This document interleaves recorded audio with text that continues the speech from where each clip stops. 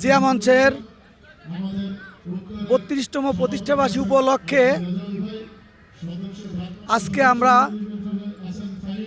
আমাদের সেই স্বাধীনতার মহান ঘোষক বিএনপির কাণ্ডারি যার সৃষ্টি না হলে বিএনপির সৃষ্টি হতো না, সেই মহান স্বাধীনতার ঘোষক জিয়াউর রহমানের মাঝারে জিয়া মঞ্চের ৩২তম প্রতিষ্ঠাবার্ষিকী উপলক্ষে আমরা ফুলদান করলাম।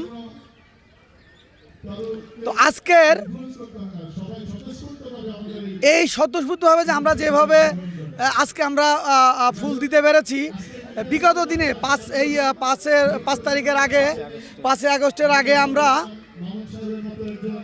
আমাদের গেটে আসতে দেওয়া হয় নাই।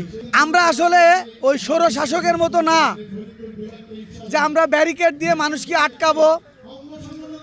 আমাদের সংগঠনের যিনি প্রবক্তা, ওই মাজারে আমাদেরকে ঢুকতে দেওয়া হয় নাই।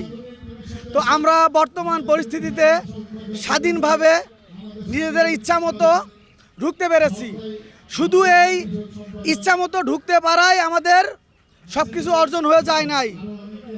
আমি বর্তমান সরকারের প্রধান উপদেষ্টাকে উদ্দেশ্য করে বলতে চাই, জিয়া মঞ্চের পক্ষ থেকে বলতে চাই, আপনি বিচক্ষণ ব্যক্তি, আমরা জানি আপনি বিচক্ষণ ব্যক্তি।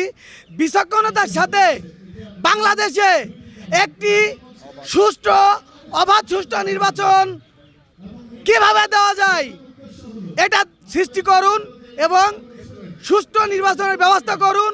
এবং আপনি যেভাবে কথা দিয়েছেন ফেব্রুয়ারি মাসে নির্বাচন হবে, এই ফেব্রুয়ারি মাসেই যেন যথাসময়ে যেন নির্বাচন হয় সেই ব্যবস্থা আপনি করবেন।